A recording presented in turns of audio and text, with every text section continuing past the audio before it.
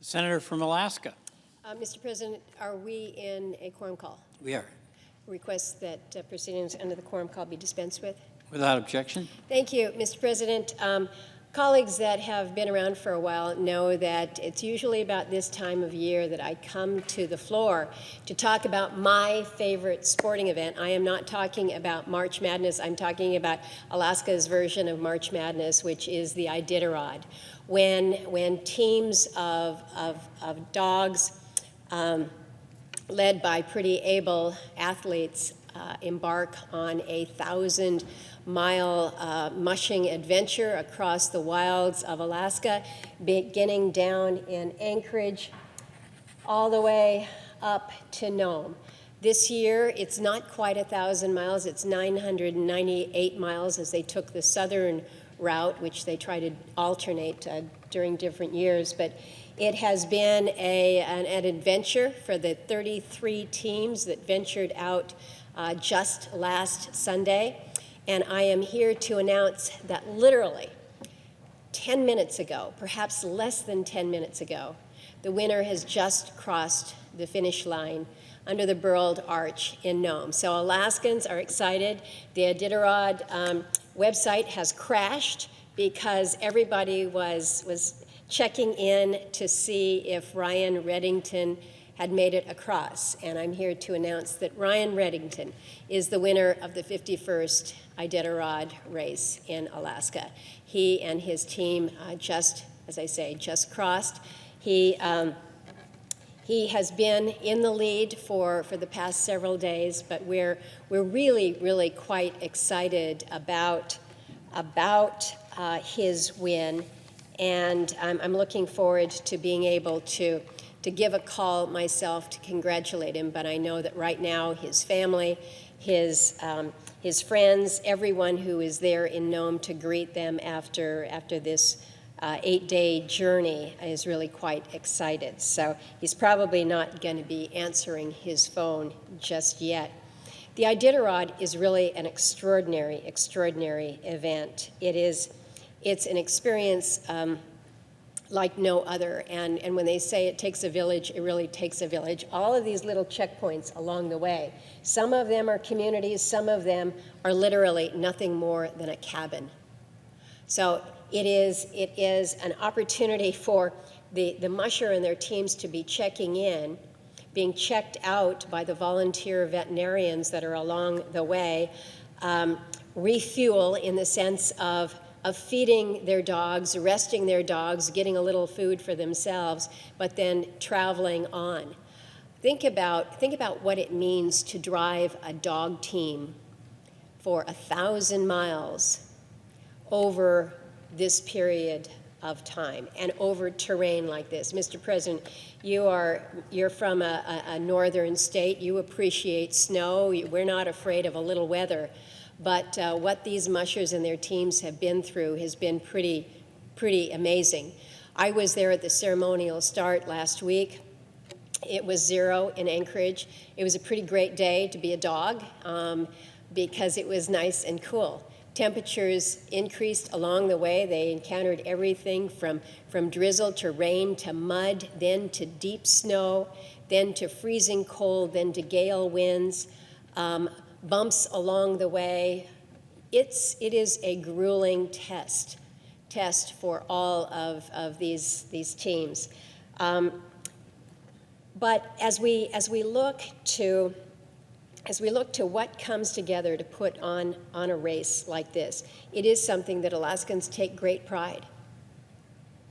Volunteer efforts. This is fueled by volunteers. Whether it's the Iditarod Air Force, whether it's the veterinarians that come to volunteer. There's going to be a mushers banquet up in Nome where people come from all over the country to come and volunteer to serve dinner, clean up after dinner. I met a group a couple years ago. They were from somewhere in Florida. I didn't know the name of the community, but they said that they took vacation every year to come to Alaska, to come to Nome, and their job was dinner rolls. They take a week vacation to go to Nome, Alaska from Florida to be there, to be part of this extraordinary, extraordinary event. So let me tell you a little bit about Ryan Redington and this race that he has just finished. So we're still looking at the exact number of minutes, but he has been on the trail now for 8 days, 21 hours, and again, trying to figure out what the minutes are. This is his first ever victory. Ryan is 40 years old, but Ryan has a stake in this race, perhaps unlike any other young musher out there. He is a legacy musher, to put it in a sense. He was born and raised in Knik, Alaska. On his mom's side, his great-grandfather was an Inupiat who delivered the mail from Unalakleet to other villages by dog sled. That was how we utilized dog teams back then. Ryan comes from a family of mushers. His brother and his sister-in-law have competed in sled dog races. His father and his uncle have both raced in the Iditarod. They are, not only did they compete, but they're in the Iditarod Hall of Fame. His daughter and son are taking up the tradition by taking on racing. On his dad's side, it's his grandfather, Joe Redington Sr., who is the founder. We call him the father of the Iditarod. He's raced that race. Joe Redington Sr. has raced that race 20 times, almost 20 times. When he crossed the finish line for his last race in 1997, he was 80 years old. 80 years old. Can you imagine being 80 years old and running 1,000 miles, standing on the runners, running with your dogs? The Iditarod is not for the faint of heart. And so it's just an example here to say that mushing really runs in Ryan's blood. He has, in addition to competing in the Iditarod, he's competed in numerous races across Alaska and the lower 48. He was the prior champion of the junior Iditarod. He was named Iditarod's most improved musher back in 2017. He's the 2019 and 2021 champion of the Kobuk 440 in Kotzebue. So, including this race, Ryan has finished the Iditarod now 9 times. 9 times. He came in 7th in 2021, and then last year had his 3rd consecutive top 10 finish. He placed 9th. So this is a guy who has given his all, along with his incredible canine athletes, to be where he is today, #1. We are just so excited and so thrilled for him, particularly given the family legacy surrounding the Iditarod. Ryan is the first Inupiaq Iditarod champion since 2011.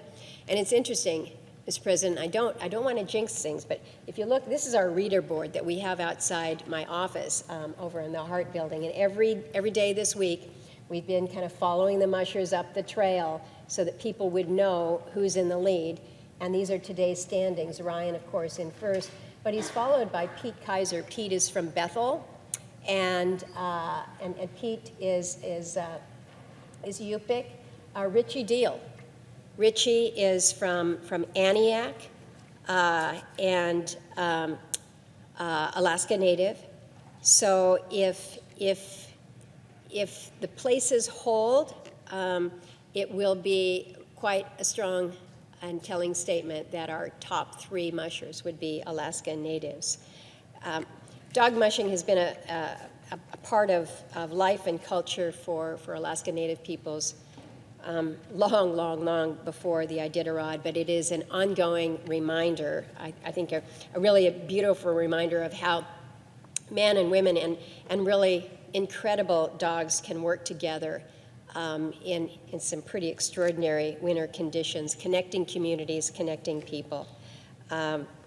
Ryan is an inspiration to so many of us, inspiring Alaskans and future generations of mushers for how he cares for his team, for the character that he has shown as he has competed. And so to Ryan, I'm going to have an opportunity to speak with you directly, but you need to know that you represent the true spirit of Alaska. You make us all so very proud, and we certainly congratulate you as the 2023 Iditarod champion.